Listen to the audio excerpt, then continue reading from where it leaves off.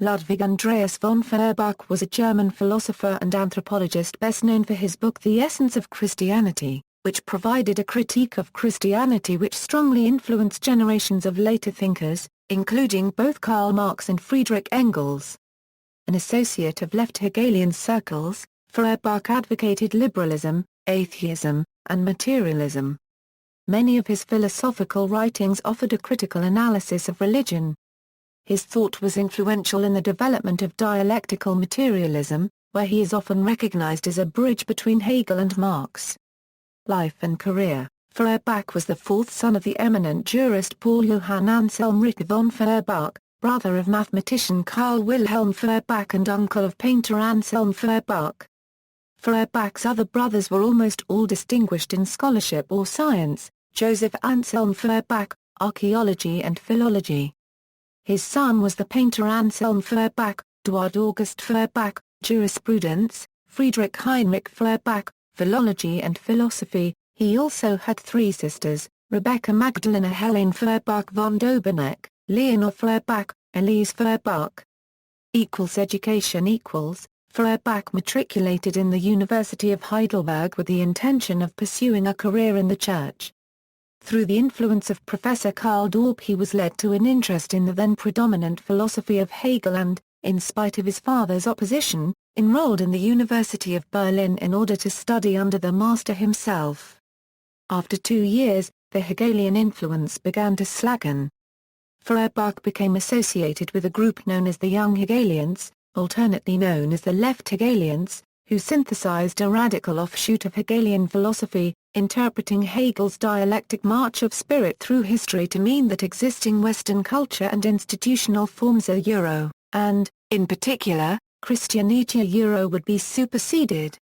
Theology: he wrote to a friend, "I can bring myself to study no more. I long to take nature to my heart, that nature before whose depth the faint-hearted theologian shrinks back. And with nature man in his entire quality." These words are a key to Feuerbach's development. He completed his education at Erlangen, at the Friedrich Alexander University, Erlangen Nuremberg with the study of natural science. Early writings: his first book, published anonymously, Gedanken one Quarterbert und Unsterblichkeit, contains an attack on personal immortality and an advocacy of the Spinozistic immortality of reabsorption in nature. These principles, combined with his embarrassed manner of public speaking, debarred him from academic advancement. After some years of struggling, during which he published his Geschichte der Neuen Philosophy, and Abelard und Heloise, he married in 1837 and lived a rural existence at Bruckberg near Nuremberg, supported by his wife's share in a small porcelain factory. In 2 works of this period, Pierre Bayle and Philosophy und Christentum, which deal largely with theology, he held that he had proven that Christianity has in fact long vanished not only from the reason but from the life of mankind, that it is nothing more than a fixed idea.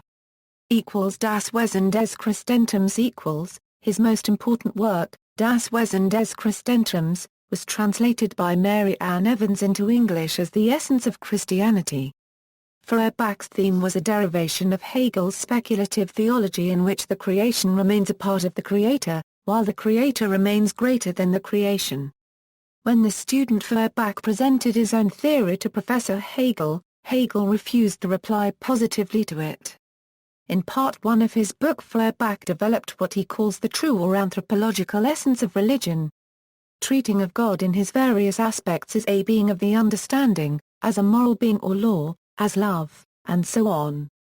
Feuerbach talks of how humankind is equally a conscious being, more so than God because humans have placed upon God the ability of understanding. Humans contemplate many things and in doing so they become acquainted with themselves. Feuerbach shows that in every aspect God corresponds to some feature or need of human nature. As he states, in the consciousness of the infinite, the conscious subject has for his object the infinity of his own nature.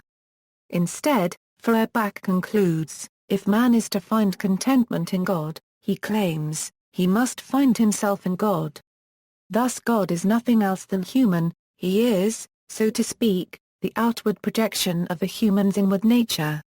This projection is dubbed as a chimera by Feuerbach, that God and the idea of a higher being is dependent upon the aspect of benevolence.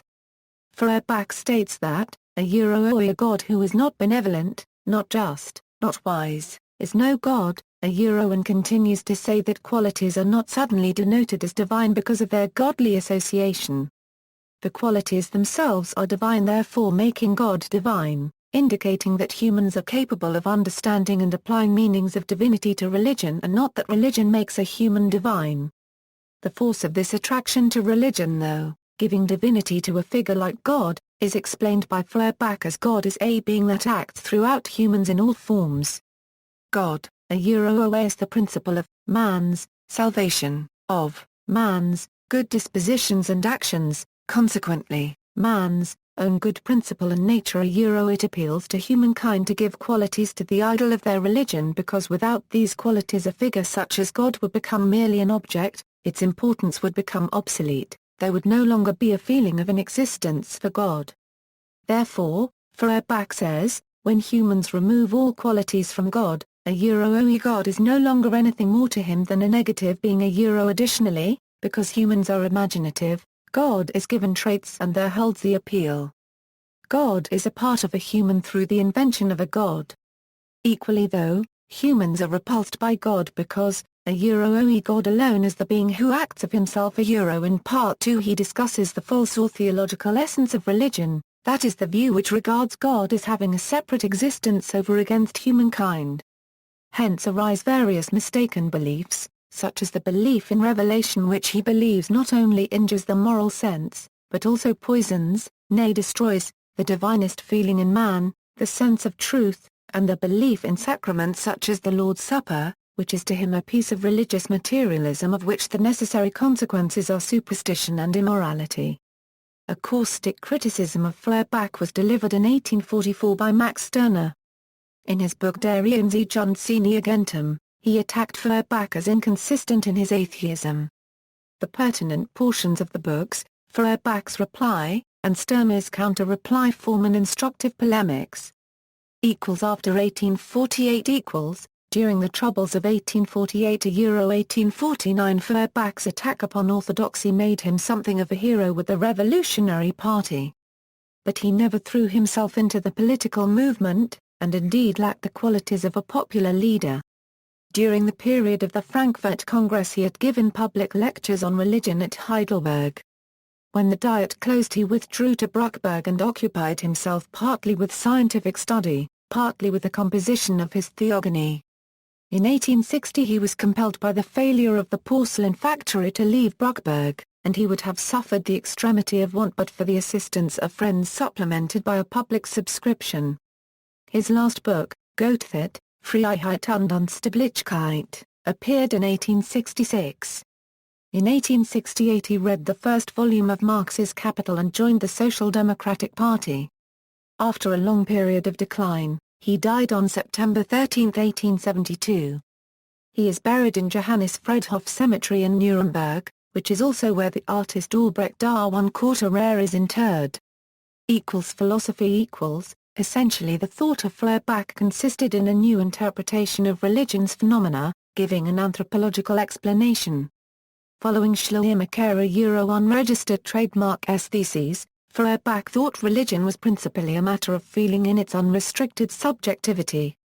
So the feeling breaks through all the limits of understanding and manifests itself in several religious beliefs. But, beyond the feeling, is the fancy, the true maker of projections of gods, and of the sacred in general. Influence Karl Marx and Friedrich Engels were strongly influenced by Feuerbach's atheism, though they criticized him for his inconsistent espousal of materialism. Works, Der Ration una, universale, infinita. Gent. Gedanken one Quarterbetod und Unsterblichkeit. Geschichte der neuen Philosophie von Bacon von Verulam bis Benedict Spinoza. Ansbach, C. Bra 1/4 Gel. 1833. Retrieved February 5, 2012. Abercurrency Laut und Heloise, Oder der Schriftsteller und der Mensch. Kritik des Anti-Hegels. 2nd edition, 1844. University of Michigan. University of Wisconsin. Geschichte in Philosophie. Darstellung, Entwicklung und Kritik der Leibniz in Philosophie. University of Wisconsin. Pierre Bayle. University of California, über Philosophie und Christentum.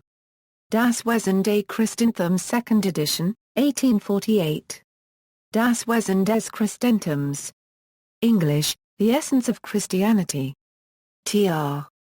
Marion Evans St. Mary's. 2nd edition, 1881. Oxford. Grundsocurrencies der Philosophie der Zukunft. Gallica. Vollocurrency Aufgesetzten zur Reform der Philosophie.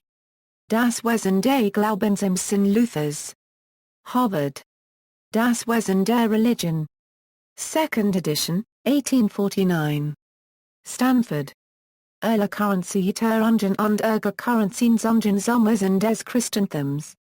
Ludwig Feuerbach zur Currencien Gleichwerke. Volume 1, 1846. Gallica. NYPL. Volume 2, 1846. Gallica. Volume 3, 1847. Gallica. NYPL. 1876, Oxford.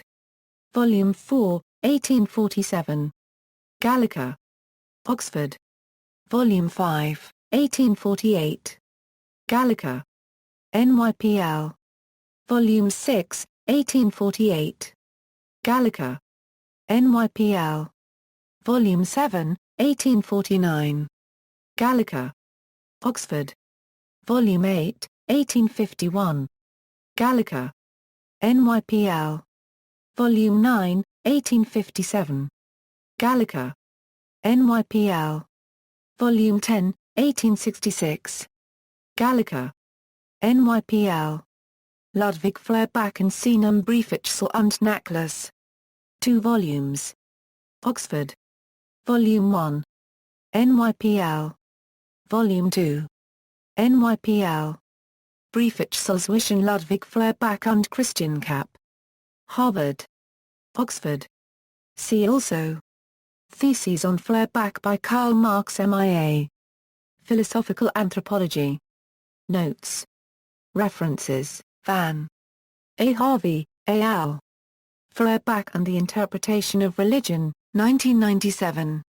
Marxism Explained, Materialism. John Minzet's Socialist Alternative.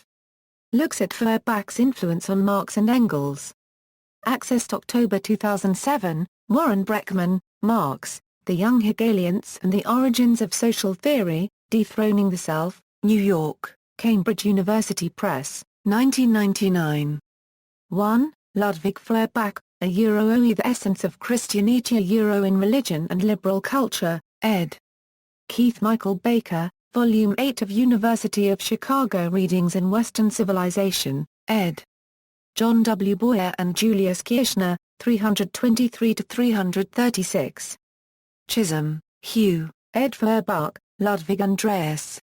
Encyclopaedia Britannica. Cambridge University Press. Ludwig Feuerbach, Biography in Issue 103 of Philosophy Now magazine. External links, works by or about Ludwig Feuerbach at Internet Archive, works by Ludwig Feuerbach at LibriVox, Ludwig Feuerbach entry in the Stanford Encyclopedia of Philosophy, Ludwig Feuerbach Internet Archive at Marxists Internet Archive. Ludwig Feuerbach, The Essence of Christianity in Relation to the Ego and Its Own, Max Stirner, Stirner's Critics Reply to Feuerbach.